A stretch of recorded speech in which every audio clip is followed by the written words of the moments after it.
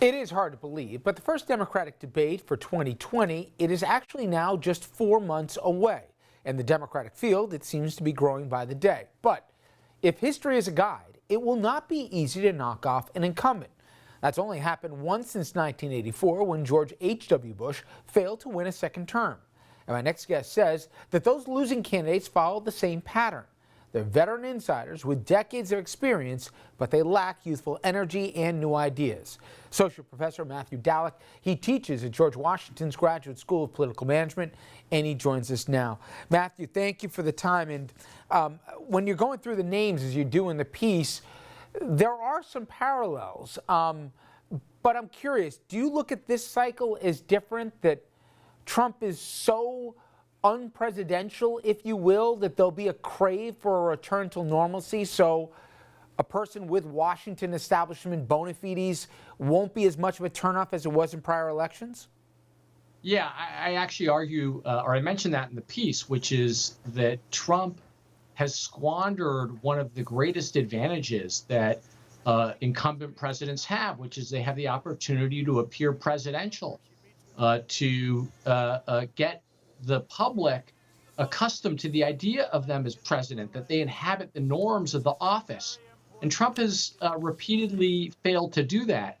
He's also been the only president, I think, in the history of modern polling who has failed to break through 50% approval.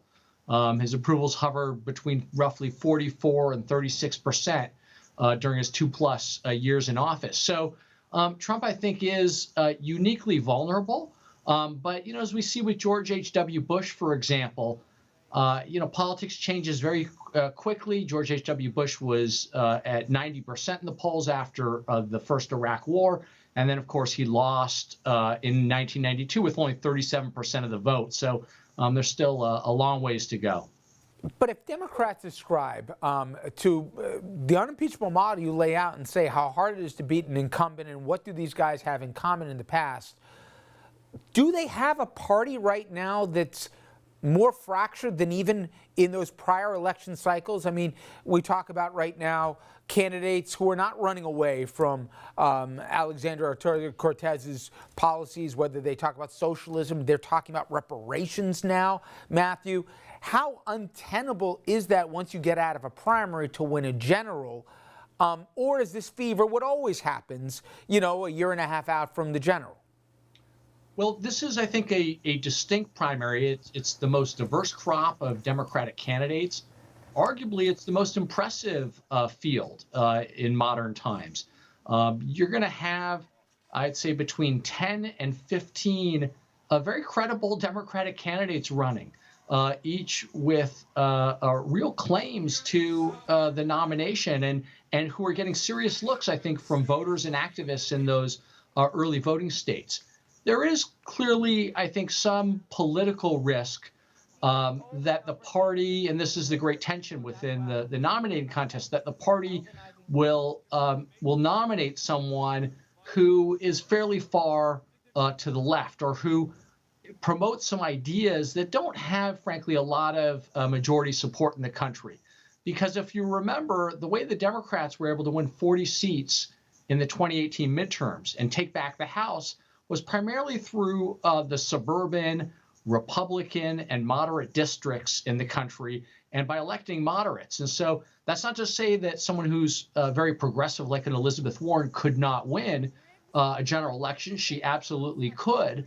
But looking at where we stand today, and also considering some of the Midwestern states that Democrats are most likely going to have to win to take back the White House, chances are it's going to be a candidate who can really appeal to and inspire both progressives in the party, but also have enough of a claim on the center to be credible and a kind of safe harbor in this Trump-induced Category 5 storm.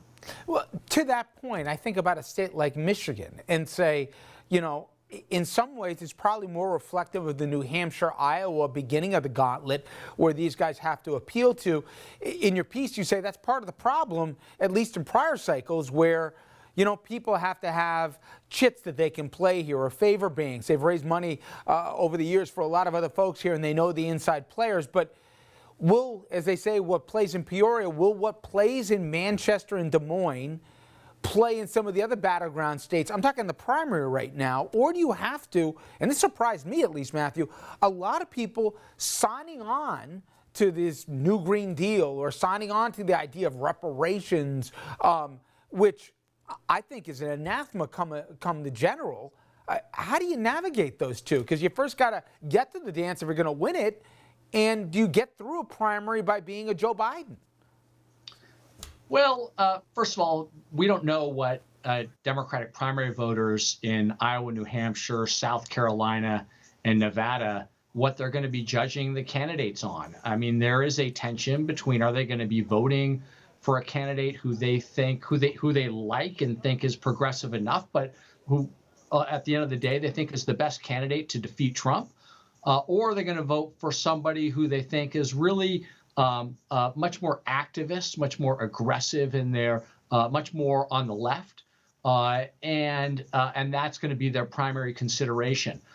That's a tension. I don't think it's the only tension in the race. There's also issues of identity.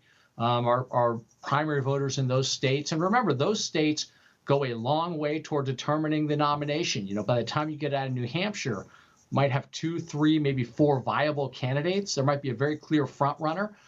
So it's hard to overstate the importance of those states. But are they going to want a woman, an African American? Do they, what is the tension between electing, a white man in his 70s who has been in politics for many decades, like Joe Biden, versus someone who seems to represent more of the different constituent parts of the Democratic Party. So I think all these things are yet to be sorted out. But look, just to step back, the Republican Party primary field 4 years ago was also extremely deep. And it created an opening in a way for Donald Trump. And he was able to kind of tap into a certain rage on the right that a lot of the more establishment and mainstream candidates didn't realize until it was too late. So in a perverse way, are you almost better off nowadays, Matthew, if you don't have a resume? If you're not of the Washington culture? I mean, do you almost try to find candidates, almost, I'd say for both parties, that didn't go through the normal pecking order of governor, then or congressman, then senator, up the food chain? Yeah, the pattern has been really over the last 4 decades that the candidates who can claim to be outsiders, right, outside Washington, they're not tainted by a Congress, which is incredibly unpopular in the country. Those candidates have tended to emerge. I mean, Jimmy Carter in 1976 ran after Watergate by pledging, I won't lie to you. And I'm going to be an honest person. Bill Clinton, as a longtime governor of Arkansas, said he was a different kind of Democrat, a new Democrat. And Barack Obama famously received advice from Senate Majority Leader Tom Daschle, who said, if you want to run for president, you should run before you're in the Senate for very long.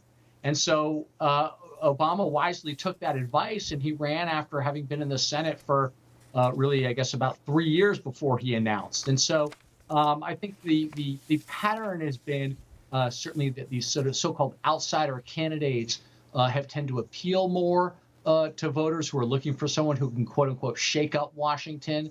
But again, Trump is so unusual that, these patterns don't always hold, of course, and we can kind of look at what's happened, but that doesn't predict the future. As I can say one thing with certainty, we have no idea how this thing's going to play out. But Matthew, I appreciate a few minutes from you today. Thank you so much.